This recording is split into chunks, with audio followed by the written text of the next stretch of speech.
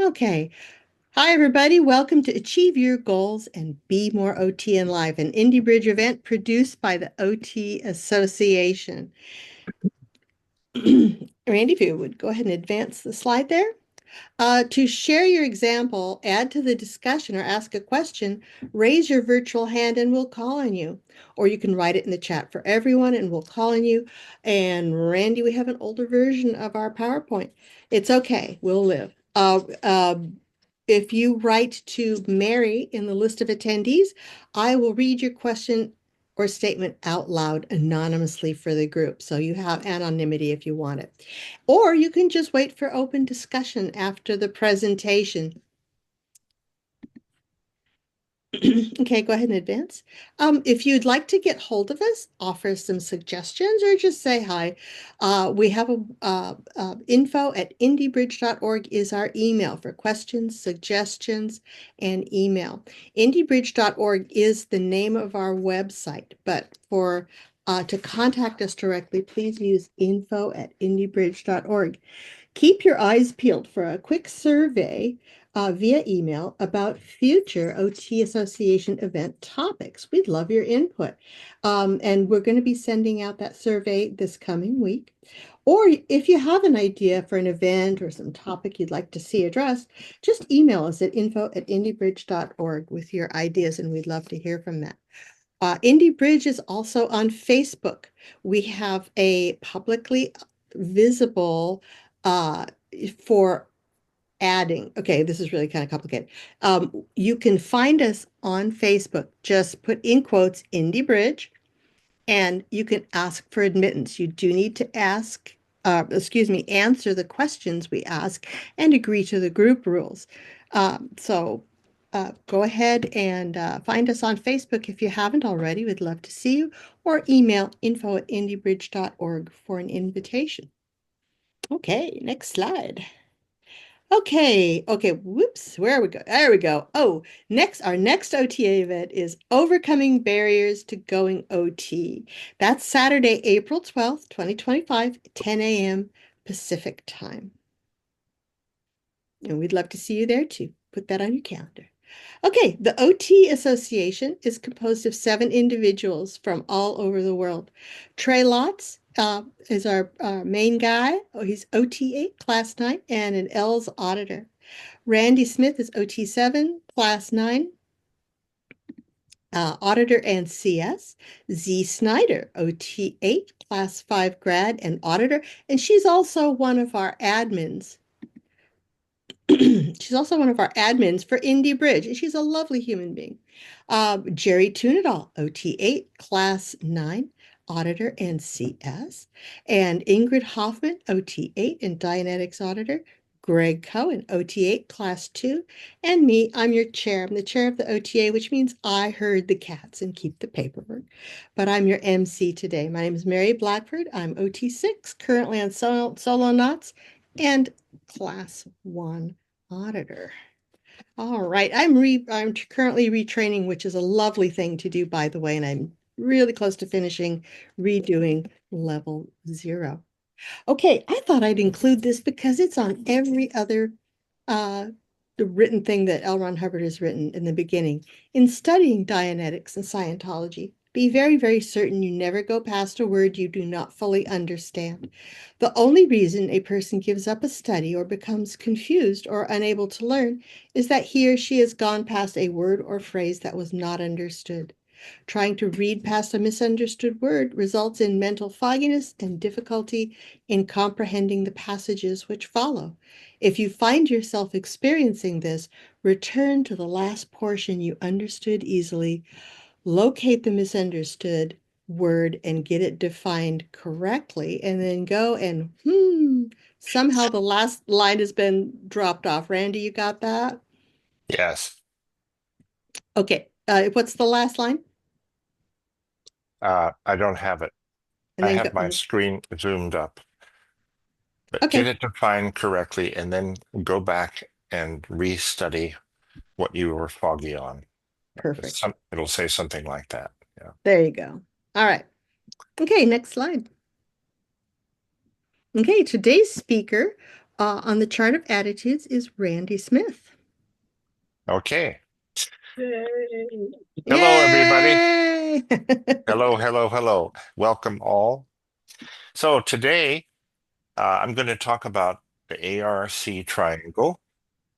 And this, a lot of you know a lot about this already, but I'm going to just cover it for people that are new, especially, but it helps to go over it again. ARC stands for affinity, reality, and communication. These three elements are considered fundamental to human interaction and relationships. Affinity we can define as the degree of liking or affection for something or someone. So when you really like someone, when you feel comfortable, you're willing to be in their space, willing to be close to them, all of those things, or you really like your pet, or you really like a certain kind of food, you like to be next to it. That's what we mean by affinity, okay? Now, reality is defined as the agreement on what is. So let's get an example of that. So Tony and I will probably agree that auditing is a good thing, right, Tony? Yes, So it's we, gotten me more out of more hot water, et cetera, et cetera, et cetera. Yeah, that's right. And a lot of you guys have also experienced auditing and gains from auditing. So we would have reality on that. We would share some agreement about how, yes, auditing is a good thing. So that's reality when you share agreement with someone about what is or what is good, that sort of thing. Then we have communication. So what's communication? Well, it's the exchange of ideas between two or more people. And now that's usually thought of as talking, but it can be any kind of exchange of ideas. Even a gesture or a facial expression can be a communication. Art is a form of communication. You're expressing something in a painting or music and something that someone else can understand or receive. So there are lots of different kinds of communication. When we have all three of these, affinity, reality, and communication, they add up to understanding. That's what the U in the middle stands for, understanding. Okay, now we're going to talk about this and the tone scale. What do we mean by the tone scale? Well, the tone scale is a series of levels that talk about different emotions. Uh, it's a study of varying degrees of ARC. In other words, the level someone is at the tone scale directly affects and impacts their affinity, reality, and communication. At the lower end of the tone scale, and we're going to be going over these one by one, emotions are negative and withdrawn, and there's typically low affinity, poor agreement on reality, and ineffective communication. People in these lower states have difficulty forming relationships, understanding others, or expressing themselves clearly. High tones, higher up on the tone scale, emotions are positive and engaged. There's typically high affinity, good agreement on reality, and effective communication. People in these states are better able to connect with others, understand their perspectives, and communicate their own ideas.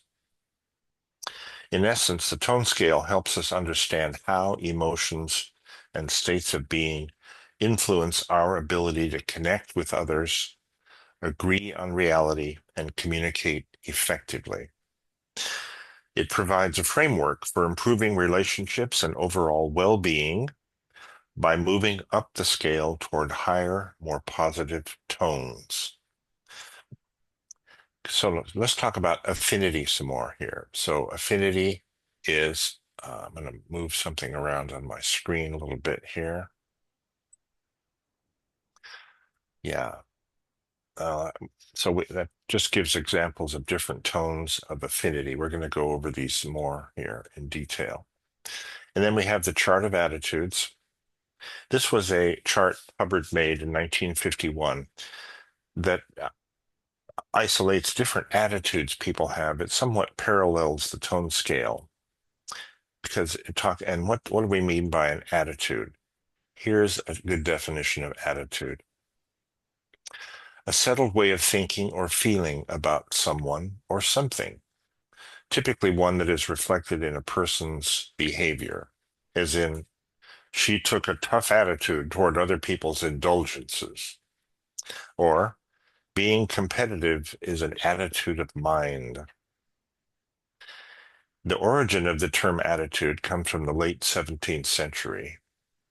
And by the way, whenever you look up a word, you learned about this in the study tech, it's a good idea to look up where the word came from and you get a fuller understanding of it.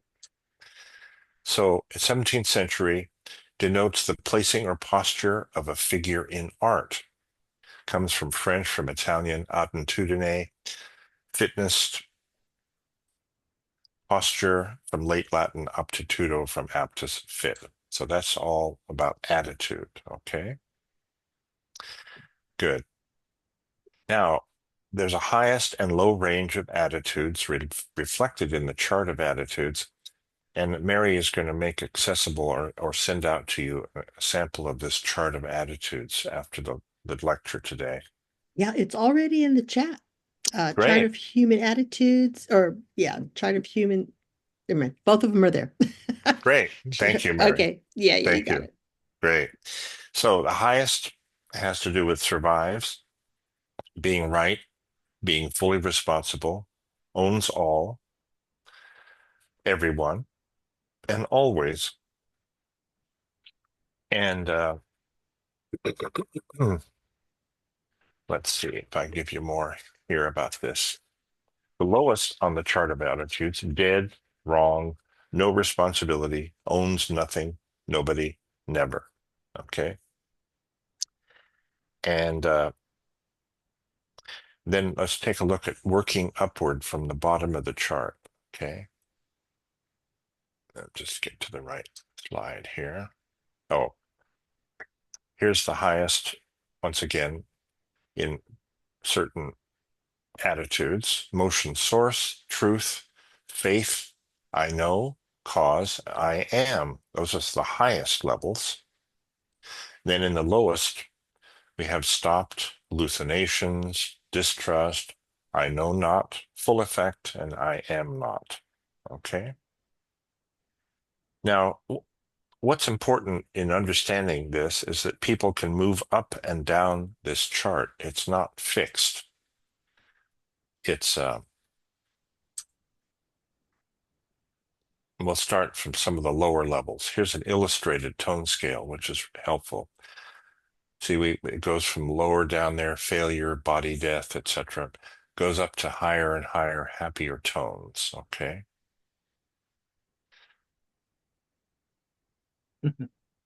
Here's apathy, for example. I'm waiting to succumb. Succumb is another word for just dying. Everything is beyond right and wrong.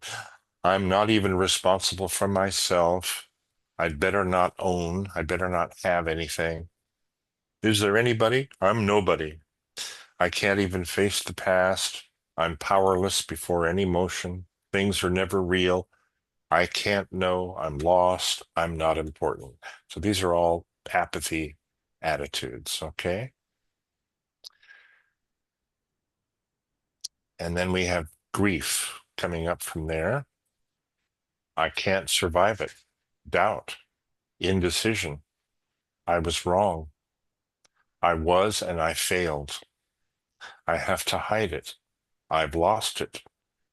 I'd better be another. I'm too painful. The past is all there is. Motion goes through me. Reality is so painful. I'm betrayed. Knowing anything is painful. Life has affected me terribly. I'm not because they won't let me. But these are all attitudes around grief. When someone has experienced a big loss, for example, they're liable to be in these kind of attitudes for a while, you know. And then we have a little higher. Here's a quote from L. Ron Hubbard, okay? Let's see, I'm going to get so I can see all this.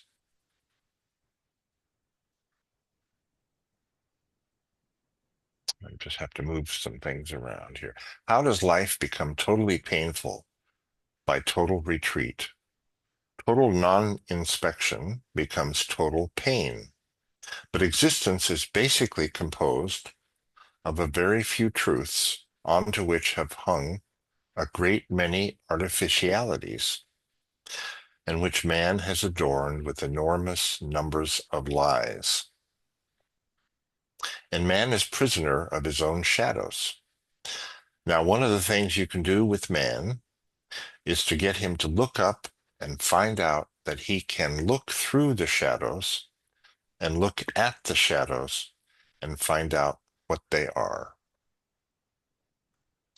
L. Ron Hubbard. And a lot of you know that this is what you're experiencing in auditing as you're going up the levels of auditing. You're looking at those shadows, looking through them, finding out they're not solid. Very good. Tone scale. And what have we got here?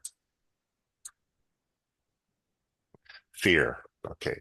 This is a little higher now, a little bit higher than grief. People in fear are afraid to be wrong, afraid to take responsibility. They can be cowardly, embarrassed, they can be ashamed, various manifestations of this. I don't dare be wrong. If I had responsibility, I'd be hurt. It's terribly serious. I have to hide it. Waiting. I've lost my illusions. I'll betray. Gullible, credulous about fearful things. Credulous means you believe in anything. You know, anything anybody tells you, you'll believe it, right? So that's all having to do with the fear band, okay? Now let's move on up the scale. Covert hostility. Here's a tricky one.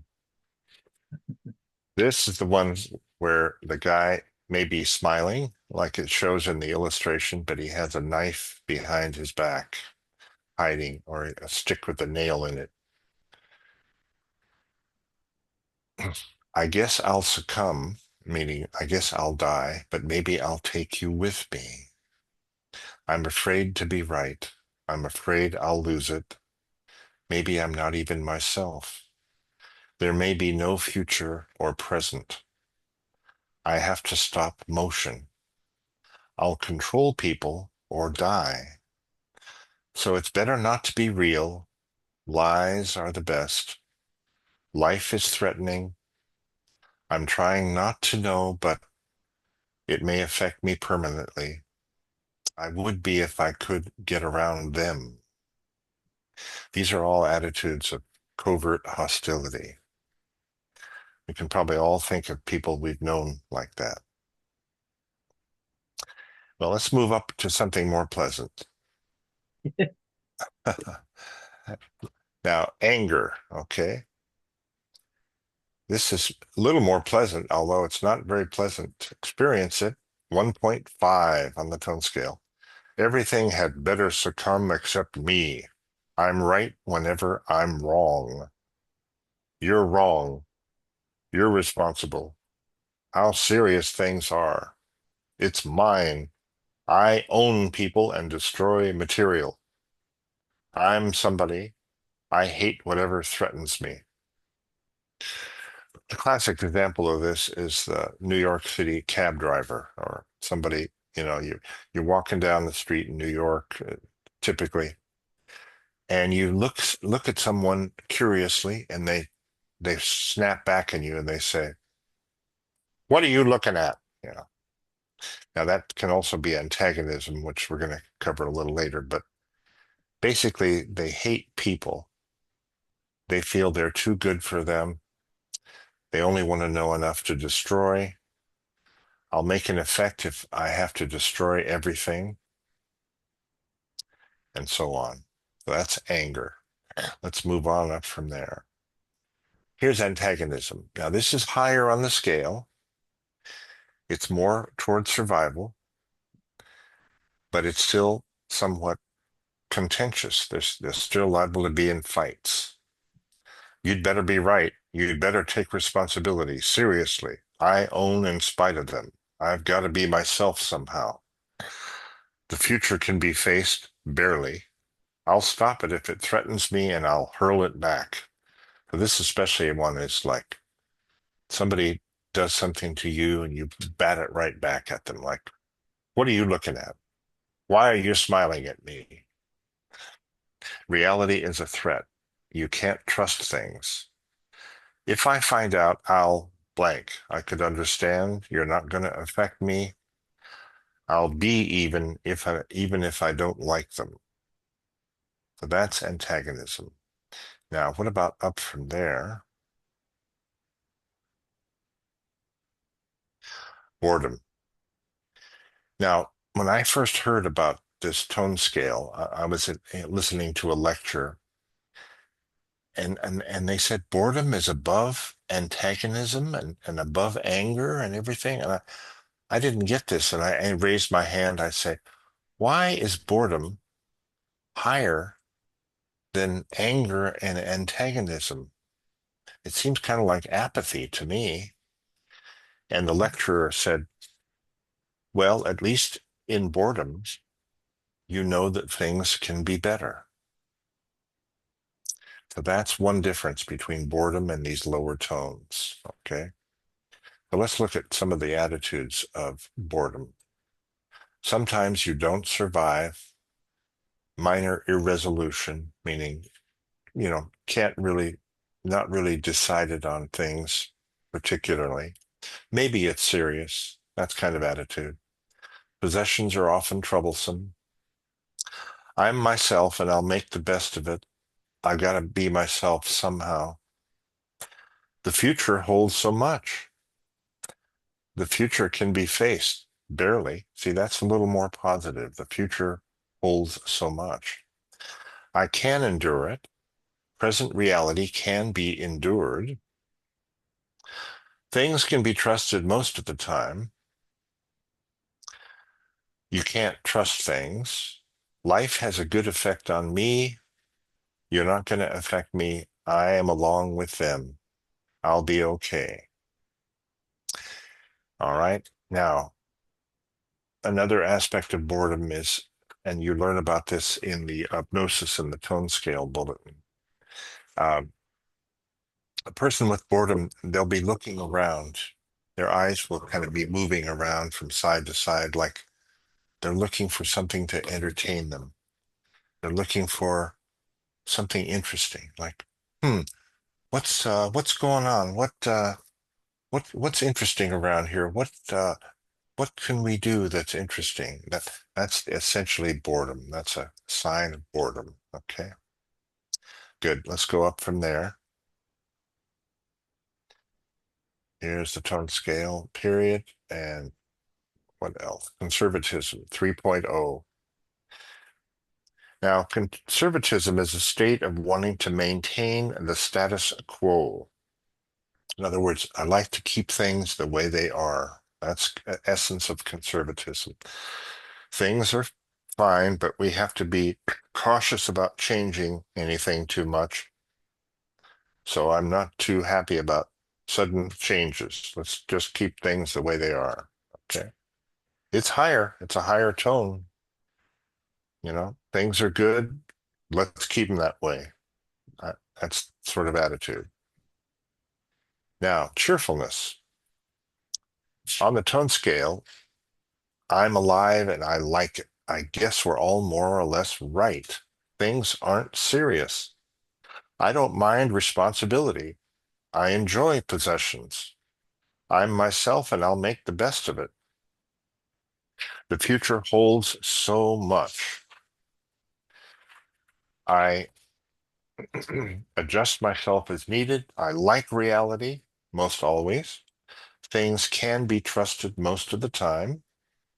I can understand. Life has a good effect on me. I am along with them. So this is really good. Enthusiasm. We're starting to get really healthy here and happy, happy, happy person. Okay. This is where we'd all like to be most of the time.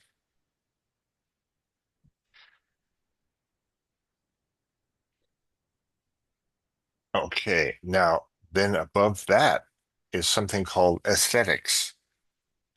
What do we mean by aesthetics? Well, this has to do with art, the appreciation of beauty, like the painting behind me. That was painted by a guy named Vincent van Gogh. A Dutchman, lived in the 1900s, 1800s. Anyway, appreciation of beauty, music. When you hear a really nice song or you sing something really nice, you're participating in aesthetics. A person higher on the tone scale actually lives in aesthetics much of the time. It's a good place to be. And it's from which you can create when you're creating something new, when you're coming up with new ideas, especially ones that help other people or help other people come up happier and more successful. You're being aesthetic. So good thing, aesthetics. Now, above that is action. Action is where you're actually doing things lickety split.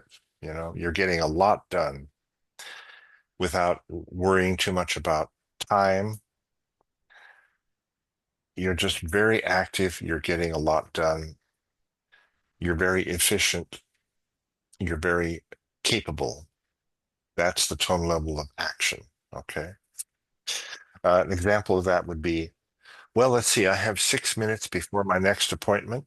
Um, I think I could get a couple things done. And sure enough, you get thing A done, you get thing B done, you get two or three things done in 30 seconds. You were in action doing that, completing cycles of action. Good thing. Okay, exhilaration. This is where you're really happy. You're really enthused. You're practically jumping for joy. Your attitude is like, I'll live forever. My actions are naturally right. I have full responsibility and act freely upon it. I may own it, but it's theirs too. I'm an individual as I please. The future is endlessly beautiful. I start and stop any motion at will. I trust on all dynamics and act that way. I know and I use what I know. I am causing wonderful effects. I am myself. These are all parts of exhilaration, very high tone.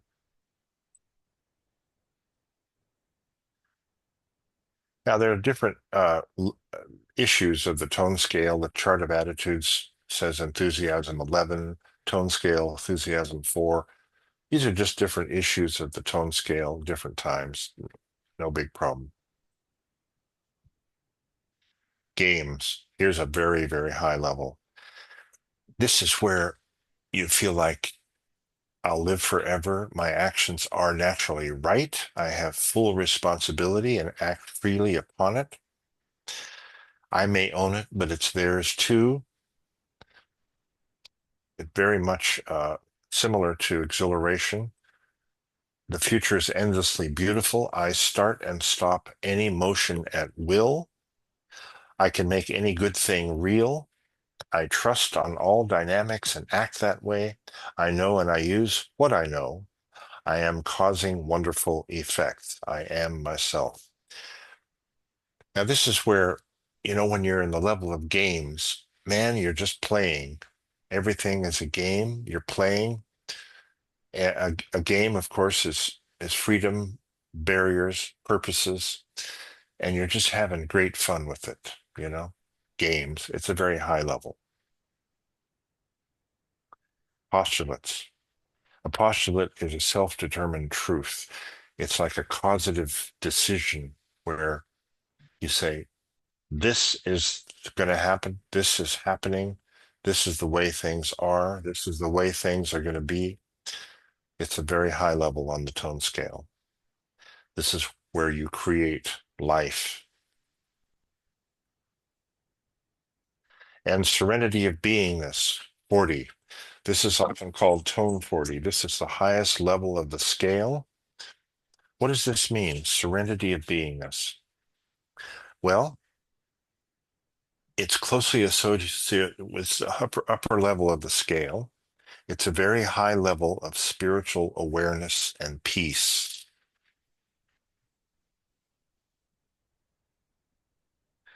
Uh, there might some of the terms that you might use to describe serenity of beingness are complete peace, total knowingness, freedom from limitations, high levels of awareness, and spiritual freedom. And that is the top of the tone scale. And that's what we're all going for. And many of us experience that as you get to the higher levels of the grade chart of auditing. There's a little slide I made about serenity of beingness. I actually got an AI bot to help generate this. So it just shows where it is on the tone scale relative to the other tones. And that's the end of my talk about the tone scale and the chart of attitudes. So let's open it up now to examples from life and wins. Mary, I'll turn it over to you for that. Thanks, Randy.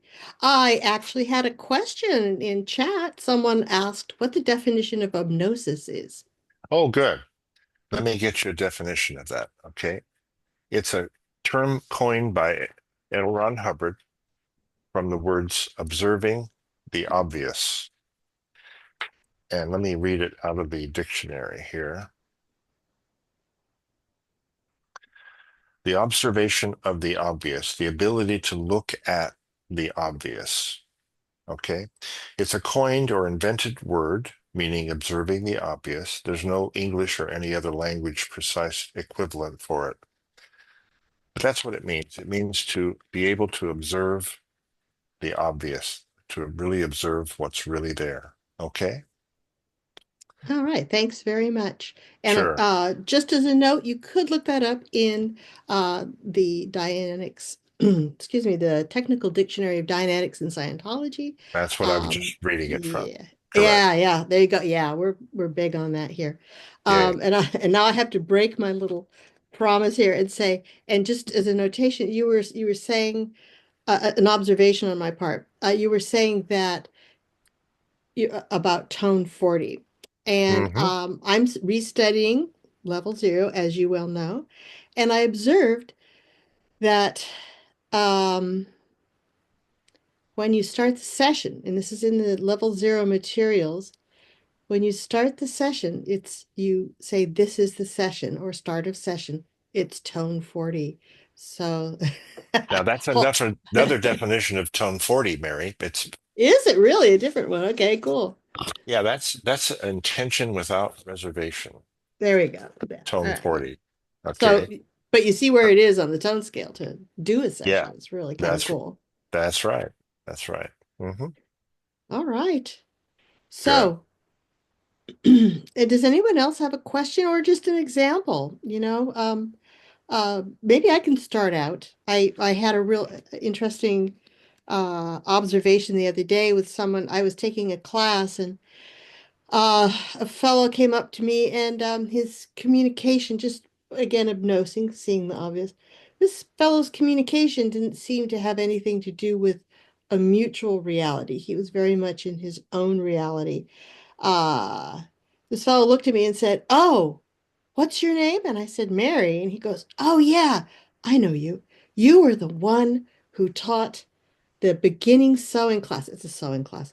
A sewing class a couple of weeks ago that I took. I've taken a couple of your classes, and I said, well, this is my first day here at this sewing lab.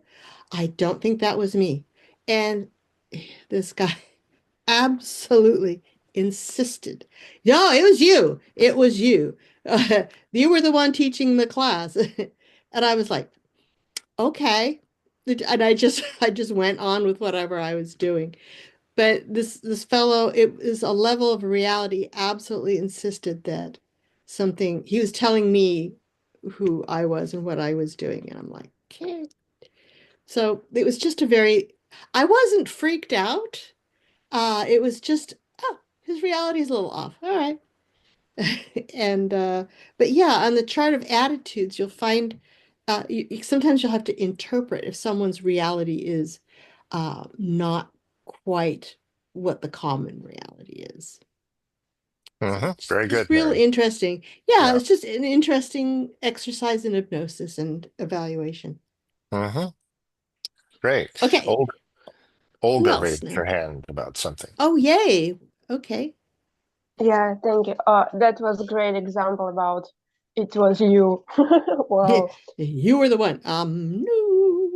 Wow, yeah. I have Okay. I have two questions actually. First question about boredom. You remember in the book of Ruth Minshall, she says like, oh, like a guy going to the vacation and like he's like resting, fishing, eating for 10 days, for 2 weeks, and then he said, oh, I'm gonna to do something. But the person in chronicle boredom, he will never do this. He will be fine with like do things again and again. But Randy, you said like he would say, "Oh, what we can do interesting. Maybe this is a little bit upper level or not.